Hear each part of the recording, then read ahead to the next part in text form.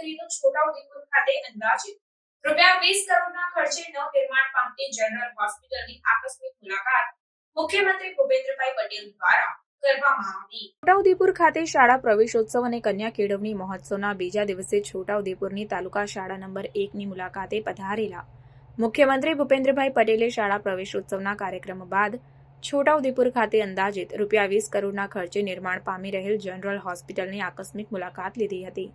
આ મુલાકાત દરમિયાન મુખ્યમંત્રીએ નવનિર્માણ પામી રહેલી આ હોસ્પિટલમાં ઉપલબ્ધ સુવિધાઓ તથા હોસ્પિટલની જરૂરિયાતો અને તેના બાંધકામ સંદર્ભે સિવિલ સર્જન અને સંબંધિત અધિકારીઓ સાથે જરૂરી ચર્ચા કરી હતી અને કેટલાક સૂચન પણ કર્યા હતા। મુખ્યમંત્રીએ છોટાઉદેપુરના લોકોની સાથે આસપાસના જિલ્લાના લોકોની આરોગ્ય સુખાકારી માટે આ હોસ્પિટલ આશીર્વાદરૂપ બની રહેશે તેવી અપેક્ષા વ્યક્ત કરી આ હોસ્પિટલ ખાતે કાયમી સ્વચ્છતા જળવાઈ રહે તેની તકેદારી રાખવા જરૂરી સૂચના આપી હતી। નોંધનીય છે કે છોટાઉદેપુર ખાતે અંદાજિત ₹20 કરોડના ખર્ચે નિર્માણ પામી રહેલી આ જનરલ હોસ્પિટલમાં 212 બેડની સુવિધા ઉપલબ્ધ બનશે, જેમાં 100 general bed, 50 critical care unit, 42 paediatric unit, 20 ICU operation theatre, labour room, physiotherapy room સહિતની સુવિધાઓ ઉપલબ્ધ બનશે, જેના થકી છોટાઉદેપુર જિલ્લાના લોકોને વધુ સારી આરોગ્ય સેવાઓમાં સુવિધાઓ મળશે। મુખ્યમંત્રીની આ મુલાકાત દરમિયાન તેમની સાથે જિલ્લા કલેક્ટર અનિલ ધામેલિયા, જિલ્લા વિકાસ અધિકારી સચિન કુમાર, નિવાસી અધિક કલેક્ટર શૈલેષ કોકલાણી સહિતના અધિકારી અને પદાધિકારીઓ ઉપસ્થિત રહ્યા હતા।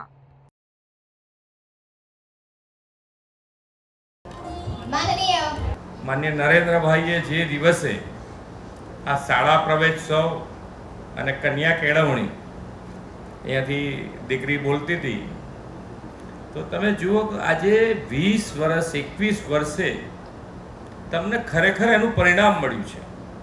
આજે અહીંયાથી જે એ વખતે શાળા પ્રવેશોત્સવ કરી અને આજે આગળ વધ્યા છે એનું પણ આપણે અહીંયા સન્માન કર્યું। આજે તમે જુઓ તો શિક્ષક પોતે પણ છોકરો એક દિવસ જો સ્કૂલે ન આવ્યો હોય તો બીજા દિવસે સ્કૂલે ના આવે તો બીજા દિવસે ઘરે જતા પહેલા શિક્ષક એના ઘરે પહોંચી જાય છે। શું તકલીફ છે, કેમ નથી આવ્યા, માદા પડ્યા છે અથવા તો ક્યાંક કામે લઈ ગયા છે કે કોઈ સામાજિક કામમાં જતા તરત જ એની ઇન્ક્વાયરી। તે સ્કૂલો પાછળ, વિદ્યાર્થીઓ પાછળ શિક્ષક પણ એટલું ધ્યાન આપે।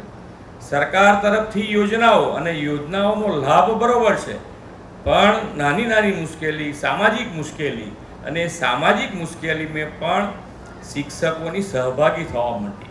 વાલીઓ પણ અત્યારે એટલું ધ્યાન આપતા થયા છે, વાલીઓ પણ સ્કૂલે આવતા થયા છે।